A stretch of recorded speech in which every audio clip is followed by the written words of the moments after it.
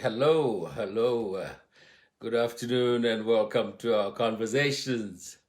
Thank you very much for joining us. We'd love to have you here. And hey, let's discuss things that will help you. All right, my name is George. I am a life and a business coach. And this week we said we would be talking the spiritual laws of prosperity. And yesterday we talked about the vacuum law of prosperity. And so today is part 2. And today, what are we talking about? We're talking about the law of least effort. The law of least effort. Many people have spoken about it, but the versions I like is Deepak Chopra talks about it. And so we borrowed some stuff from him. So, but what this law effectively says is that we perform our best when we don't have to expend more energy than is necessary to accomplish our tasks because we are working within our capabilities. So we don't have to expend more energy than is necessary to accomplish our tasks. Okay. That's the law effectively. It doesn't mean we make no effort, but simply we achieve more when we work effortlessly and efficiently, of course. In other words, there is work, but it's work that is being performed from a flow, from a place of fluidity. What happens when you're doing something you absolutely love? I mean, you can work all day and all night, right? When you do something you absolutely love because you flow. You're not expending too much energy to do it. Birds just fly, right? They just flow. Watching an eagle soar through the air is a magnificent sight because it's designed to do that. I remember the old black and white movies with men strapped with wings trying to fly with disastrous results, right? Because we were trying to do something that we are not designed to do.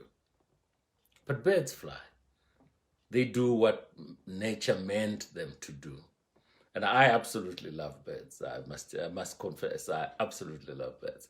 And frequently I'm seen around the house picking up leftovers, taking them out to feed the little birds that come here. Plenty of them, and in spring like this, all colors and sizes are here, yellow, pink, whatever the colors they're here.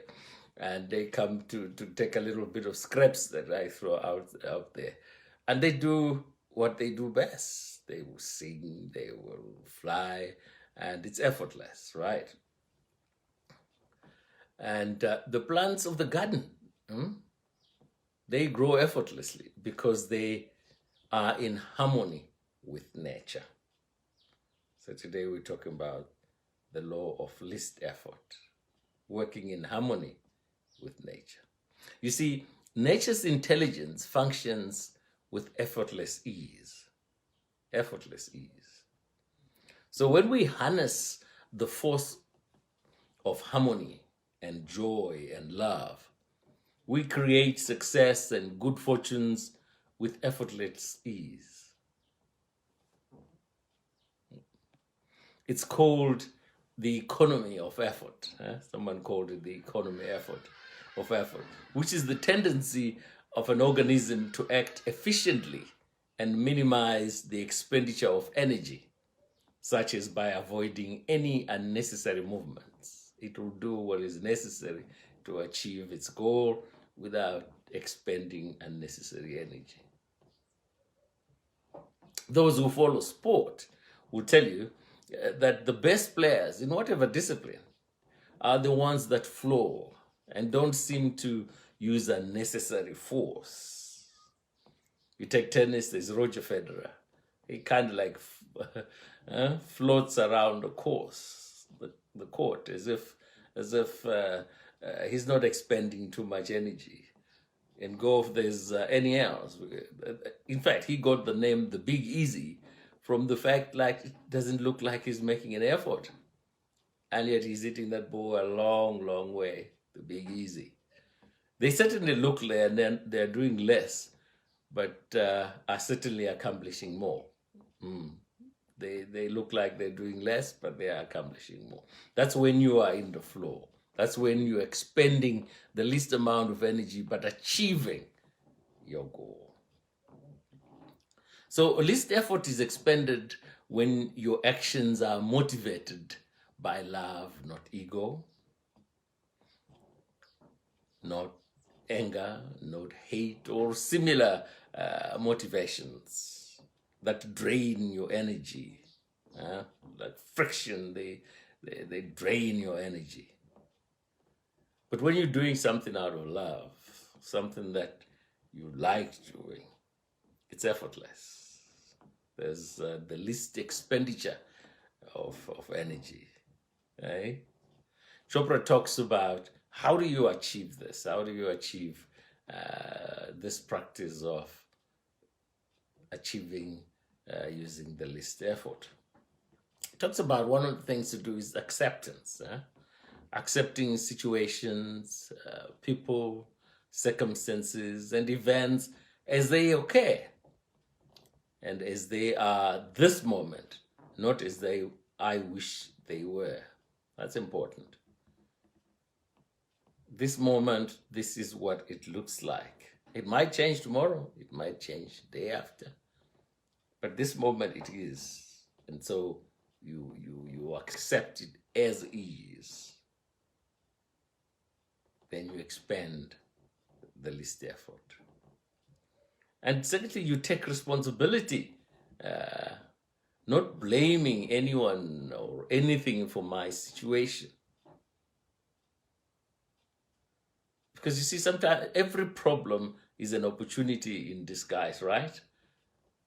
And the message is be alert and be on the lookout for opportunities in those problems. Take responsibility.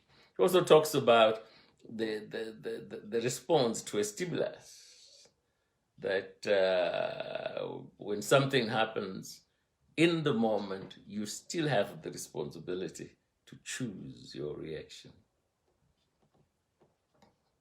To choose your reaction, right? And then finally he talks about defenselessness. And that is the need to relinquish the need to defend my point of view and feel no need to persuade others to accept my point of view and not be rigidly attached to any one of them. So someone makes an assumption and calls you a name and thinks you are XYZ. The least effort is to take in a defenseless position where you leave them to make a call on what they think the position is. You don't see the need to defend it, because at that given time it's a pointless exercise. You know what? One thing I used to do when I was in corporate was as I looked after the brand, I looked after the image of the organization, and so whenever you had negative talk among stakeholders about your business, you would be forced to come up with a strategy. How do you defend the name? What things are you going to put in place so people understand what you're doing and eventually turn them around to view you in a specific way? But what this does is you're literally saying there's no need for that.